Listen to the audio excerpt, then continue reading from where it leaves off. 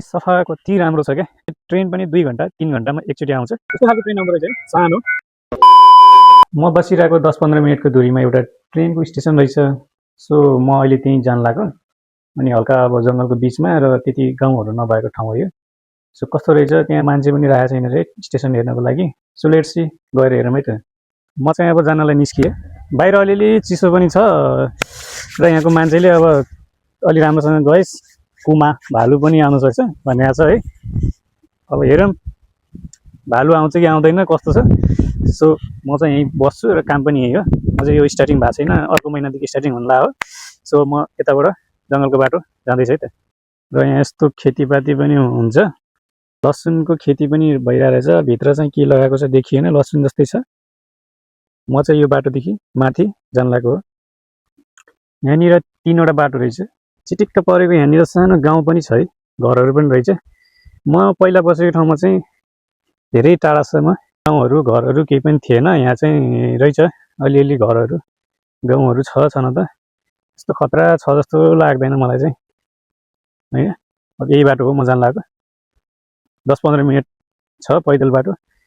गाउँहरू रहेछ भनेपछि गाउँ भएको ठाउँमा त्यस्तो केही पनि डर होला जस्तो चाहिँ लागेन। ल, जापानको घरहरू यस्तो हुन्छ एकदमै। यो गाउँले जीवन के भन्नु, यस्तो यस्तो घर गाडीहरू है, यस्तो बाटो छ गाउँमा। तर गाउँहरूमा प्रायः जस्तो फेरि बुढाबुढीहरू मात्रै हुन्छ क्या, अलि जवान गाउँहरूमा चाहिँ हुँदैनन्, देखिँदैन।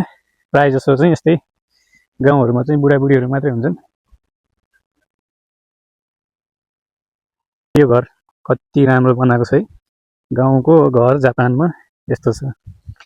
अब घरमा पनि बुढा बाजे आएको चाहिँ मास,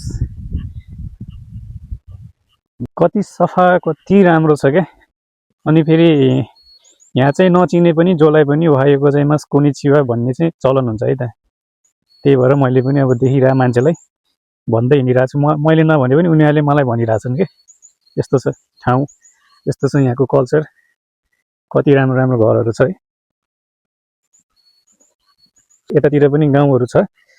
अनि स्टेसन चाहिँ यो हो।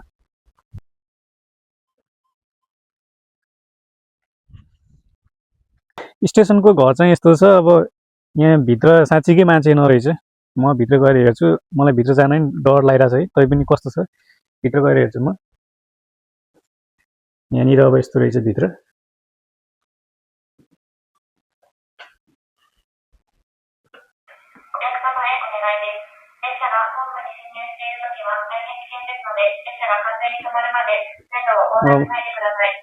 म आउनु भित्र छिर्ने बित्तिकैमा बोल्दो रहेछ यहाँ, मान्छे आयो भनेर बोलिरहेछ।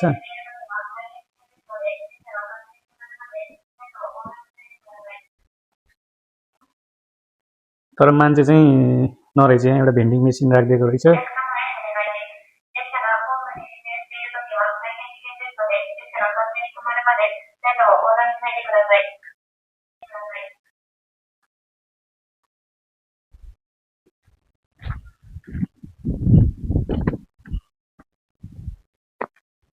ट्रेनको लाइन यतापट्टि र यतापट्टि छ। यही नै हो स्टेसन। एकदम सुनसान स्टेसन हेर्ने एकजना मान्छे त हुन्छ है जता पनि। यहाँ चाहिँ अब स्टेसन हेर्ने पनि मान्छे नरहेछ, एकदम सुनसान छ। मैले भित्र कस्तो छ देखाइसकेँ। यही नै हो स्टेसन, म हेर्न आएको। म बसेकोदेखि 10-15 मिनट लाग्दो रहेछ यहाँ। अनि यहाँ चाहिँ ट्रेन पनि 2 घण्टा 3 घण्टामा एकचोटि आउँछ। अहिले आएको छैन, सायद 4 बजे। अहिले यहाँ 4:30 हुन लाग्यो। अब आधा घण्टापछि छ क्या हो एउटा ट्रेन आउने। म त्यति बेलासम्म म यहीँ बसेँ भने ट्रेन पनि देखाउँछु।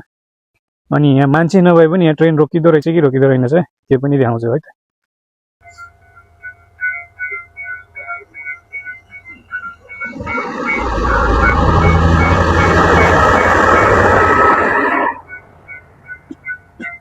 यस्तो खालको ट्रेन आउँदो रहेछ है, सानो एकदम। म यहाँ 20 मिनट जति बसेर यो ट्रेन देखाएको छु। यस्तो ट्रेन आउँदो रहेछ यहाँ। भर्खरै मेरो मोबाइल स्विच अफ भएको थियो कि। आज मेरो काम छुट्टी भएर म बिहान पुरा सुतेर 2 बजे दिउँसो उठेको थिएँ। अनि मोबाइलमा चार्ज गरेको थिएँ, मोबाइल स्विच अफ भयो। ट्याक्क अहिले पनि स्विच अफ भएर झ्यापै चिच्चिरो खोलेर यही ट्रेनै हेर्नको लागि बसेको, यतिखेर मोबाइल स्विच अफ भइदिरहेको। ट्रेन आएर पनि गयो, सानो हुँदो रहेछ यहाँको ट्रेन।